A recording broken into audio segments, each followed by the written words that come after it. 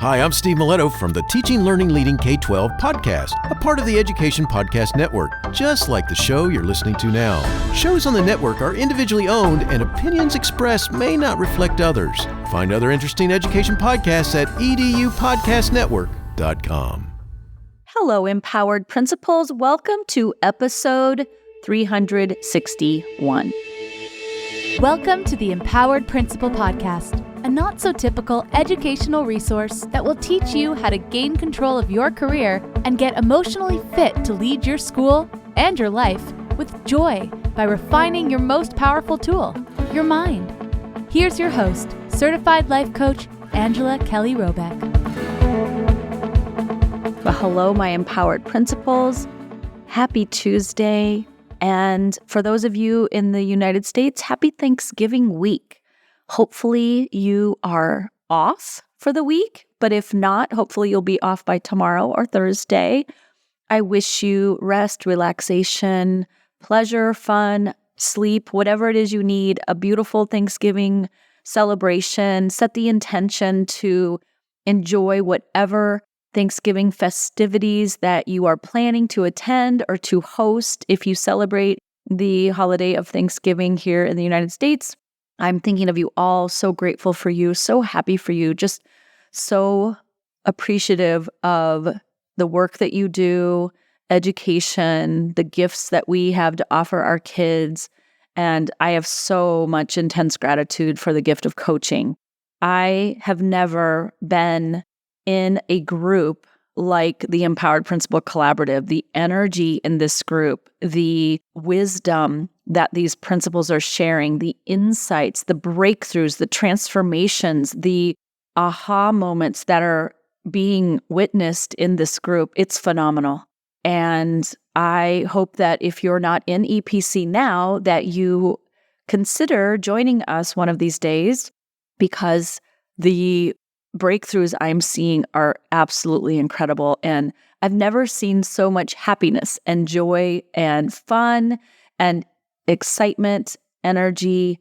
It's really got an incredible vibe. I feel so good being in this group. I'm the coach, but everyone is coaching, everyone's contributing, everyone's having conversation and uplifting one another. And it's like anything else I've ever experienced as a school leader. So I hope that you consider joining us when the doors open again, which will be coming up in 2025, and put it on your calendars. I will keep you all posted, okay? In this week of Thanksgiving, I want to share a concept that helped me as a school leader, and it's really evolved the way I think in my personal life. And I'd like to invite you to consider this concept and apply it at work and then at home, because I think and feel so differently than I used to. I feel like this concept is in contrast to the work we do when we compare and despair. So when we are comparing and despairing, we're looking at our colleagues or other schools and their scores, or our colleagues and what they're doing, or our fellow teachers, what our teachers are doing versus what other teachers are doing, or the scores, or district office, what they're doing, what they're not doing. Or we get on Instagram or Pinterest or Facebook or pick a platform, and there's people out there doing the million things. We're comparing our experience to theirs. We're interpreting their experience, and then we are feeling bad about ourselves. Or at school, we're comparing who's contributing the most. We're looking at who's doing it right, who's doing it wrong, who's contributing this amount, who's not contributing, who's adding value, who's not adding value. Like, what positions are more important? What's the priority than others, right? I want to offer this. I believe that every human on this planet comes inherently worthy of love, appreciation, contribution. Everyone on this planet has something of value to offer. Everybody deserves empowerment. Everybody deserves a chance. Everyone has capacity and ability. Does everybody tap into that potential? No. We, as empowered principals, create awareness that we have the opportunity and the invitation to tap into that potential. Some people don't even have the awareness. They're too busy comparing and despairing. They're too busy focusing on what isn't working or why they can't, or all the excuses or all the reasons as to why they don't feel good. They don't feel the way they want to feel. They don't accomplish what they want to accomplish. They don't have what they want to have. They don't experience what they want to experience.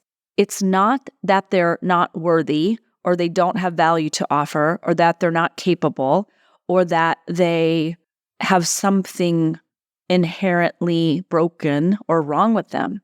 It's simply the thought that I don't have value to offer. I don't have worth to give. I don't have the ability to create influence and impact. Something I realized when I was in school leadership is that every person on the campus, and I mean every person, is contributing value. Every single person. They have the potential to create a lot of value. Our job, should we choose to accept it, our mission, is to help them see their value, to feel their value, to contribute their value through inspiration, through feeling good, through creating an identity of value, that we all contribute value. We all are valuable. Here's the most concrete example I can provide. You, as the school leader, people might view you as the leader of your school as the most important role. It's the most valuable role. And then everything below you, like the subordinates, they contribute value, but less value, right? So like it's you, and then it's your assistant principal or your office staff, and then it's your teachers rank high up there, and then perhaps your instructional coach, and then maybe it's your special ed team, and then maybe it's your intervention teachers, and then it's your behavioral specialist, your support staff, your paraprofessionals, and then, custodians, bus drivers. We think in hierarchy because our world is set up in hierarchy. I want to offer that it's not a hierarchy. It's different types of value, but equal.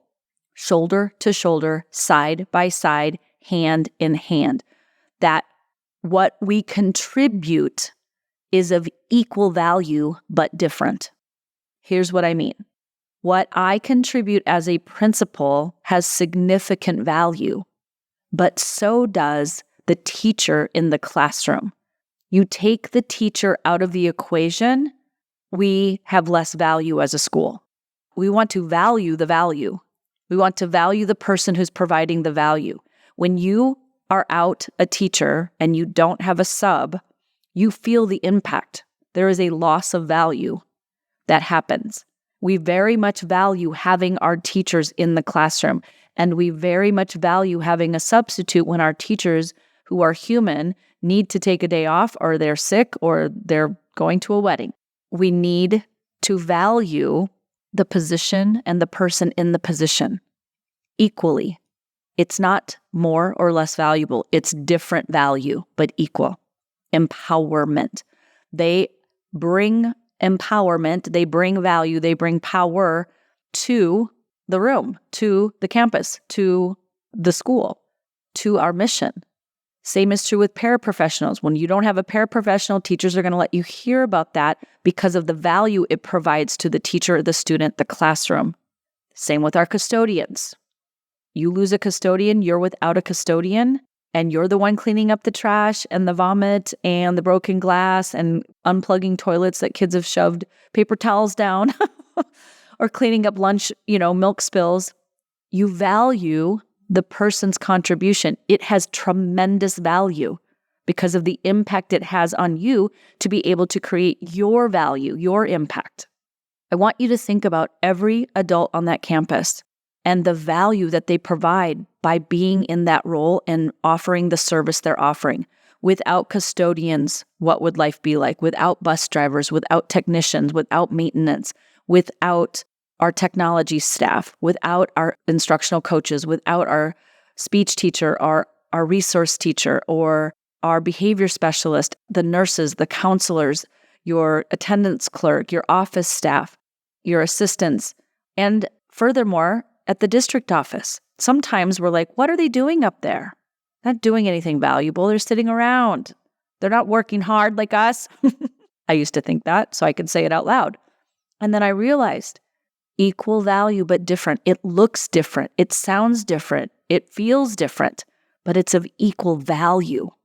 That's what makes the school go round. That's what contributes to the mission, the greater cause, for us, for them, for the greater good.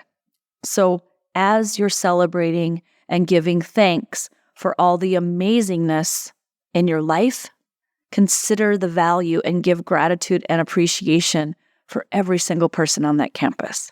You don't need to do more. You can just feel it, feel the appreciation, smile at them, say something to them, wink at them, let them know, tell them the value. You don't have to buy them gifts or, go out of your way and spend tons of effort, time, or energy or money. You want to just express your appreciation, express the gratitude, acknowledge the value that they are providing to you, to the school, for the staff, for the students, for the greater good. When your support staff feels just as empowered and just as valuable as the teachers, can you imagine how much they're going to show up if they feel so valued as a custodian, as a, bus driver? I used to run sodas out on hot days or bottles of water out on hot days for the bus drivers. That one act of kindness, that one appreciation, or I just, would chat with them. Like, I can't imagine, this day, the kids are wild, just letting you know, have a good one or good luck or what's coming up. Like, how would that field trip go? Little minutes of connection can remind them of their value. It's easy to feel unvaluable when nobody's watching or paying attention. And yes, it is our job to know our own value. But as leaders, we have to know our own value, but know that everybody around us is equally valuable. Just it looks different. It feels different. It shows up differently in a different context.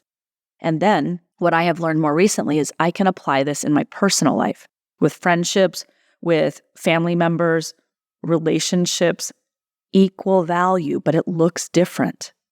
I can appreciate the differences in approaches and opinions and in personal values when I understand that it's equal but different, but it's no less valuable than what I believe in, or it's no less valuable than my way of doing things, or the reverse. I'm no less valuable. Like if someone tells me like you're doing it wrong, it's like, no, my way isn't less valuable. It's just different. Equal value, but different. Try that on. Happy Thanksgiving. Enjoy your holiday. Enjoy your celebrations. Take time for yourself. Make this about pleasure, rest, relaxation, and fun. I love you all. Have an amazing week, and I'll talk to you next week. See you soon. Bye. Hey, Empowered Principal. If you enjoy the content in this podcast, I invite you to join the Empowered Principal Collaborative. It's my latest offer for aspiring and current school leaders who want to experience exceptional impact and enjoy the school leadership experience. Look, you don't have to overwork and overexert to be a successful school leader. You'll be mentored weekly and surrounded by supportive, like-minded colleagues who truly understand what it means to be a school leader. So join us today and become a member of the only certified life and leadership coaching program for school leaders in the country. Just head on over to angelakellycoaching.com/work-with-me to learn more and join. I'll see you inside of the Empowered Principal Collaborative. Thanks for listening to this episode of the Empowered Principal Podcast. If you enjoyed this episode and want to learn more, please visit angelakellycoaching.com, where you can sign up for weekly updates and learn more about the tools that will help you become an emotionally fit school leader.